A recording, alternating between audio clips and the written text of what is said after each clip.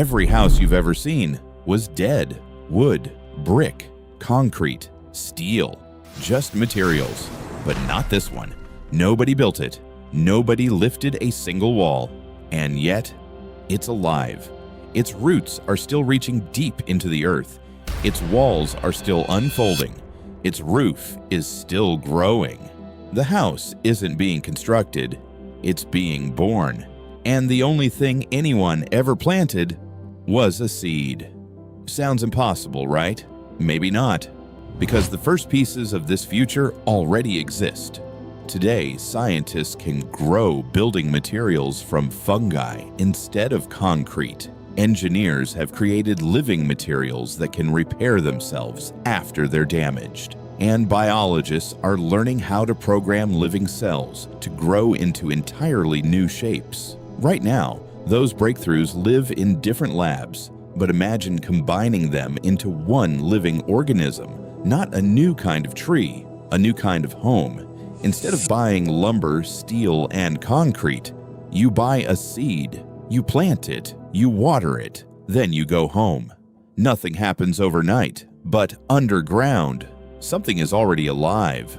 Tiny living cells begin weaving themselves through the soil, gathering minerals, groundwater, sunlight, and carbon from the air. Week after week, the roots spread farther. The structure slowly takes shape. Then one morning, the ground looks different. There's a house where yesterday there wasn't. From the outside, it still looks like a house. That's where the similarities end. The walls are alive. Some grow dense and strong like hardwood, holding up the entire structure. Others stay soft, almost like moss, quietly absorbing heat, sound, and moisture the way a forest does. Deep underground, an endless network of roots keeps drinking day and night. Every drop of water is naturally filtered before it ever reaches the kitchen. The house never turns on the heat. It adjusts. It never switches on the air conditioning. It cools itself. It doesn't need a plumbing system. It grows one. But none of that is the most incredible part. The incredible part is that it learns your life. It notices where your family gathers every evening. It remembers which room your child always falls asleep in. It learns where your dog loves to nap in the afternoon sun. Slowly, almost invisibly, the house begins to change. Your favorite reading spot stretches toward the sunlight. The nursery grows warmer and quieter. Rooms filled with laughter become brighter. Rooms that carry difficult memories become calmer.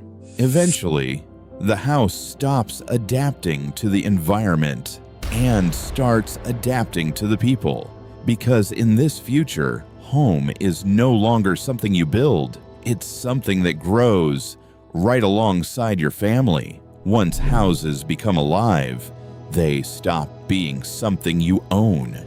They become something you live with. A family sits down for dinner. There are no windows, no walls separating the house from the forest. The living walls have opened like giant flowers, letting warm sunlight pour through glowing petals overhead. Birds perch quietly on living branches just a few feet away. Nobody invited nature inside. The house simply stopped keeping it out.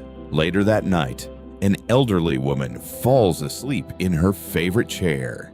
Only one room begins to change. Soft living petals slowly wrap around her, turning the room into a warm, quiet shelter. The rest of the house doesn't move. It's almost as if the house knows exactly who needs it the most. In this world, even weddings look different. Two people promise to spend their lives together, and so do their homes. High above the ceremony, the flowering crowns of two living houses slowly grow into one. Deep underground, their roots stay separate. Above the earth, they become a single living home. Family trees aren't just something you draw anymore. You can actually stand beneath them. Looking for a new home feels different too. There are no neighborhoods filled with empty houses. There are orchards. Thousands of glowing architectural seeds rest quietly across the valley. Each one is waiting to become a different kind of home. Some stay small, others grow into something enormous. Some spend decades changing with the family that plants them. People don't ask, which house should we buy? They ask, which one should we grow?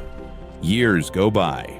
The house never really stops growing. An artist spends a lifetime painting inside the same home without anyone touching the walls.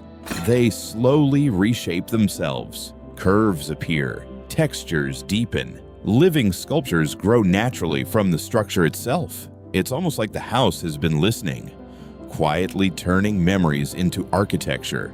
No two homes ever look the same because no two lives ever do. Now zoom out. Far beyond one family, far beyond one town. Across the horizon, millions of living houses are connected high above the ground. Their flowering crowns weave together into one endless living canopy. People walk beneath it every day. Kids play. Neighbors talk. Life goes on. No one stops to admire it anymore, because when you've grown up with something your entire life, it stops feeling like a miracle. It just feels like home. Some houses outlive everyone who planted them. 4 generations gather beneath the roots of an ancient living home. Children, parents, grandparents, great-grandparents. The roots have grown into enormous natural seats around the family. Above them stands the oldest member of the family. Not a person, the house, still alive, still growing, still remembering every generation that ever called it home. Maybe the biggest change isn't how people build homes. Maybe it's how they think about them. In our world, a house gets older every year. In theirs, it grows older with you. When a family's journey finally comes to an end, the house doesn't. At sunrise, millions of people step outside their living homes. Without a sound, each home releases a single glowing seed, one new beginning. People gently catch it in the palm of their hand, not because they're buying another house, because they're passing a life forward. From space, the continents sparkle with billions of tiny lights. Not cities, not machines, not technology, just families, holding tomorrow in the palm of their hand. Maybe we've been thinking about homes the wrong way all along.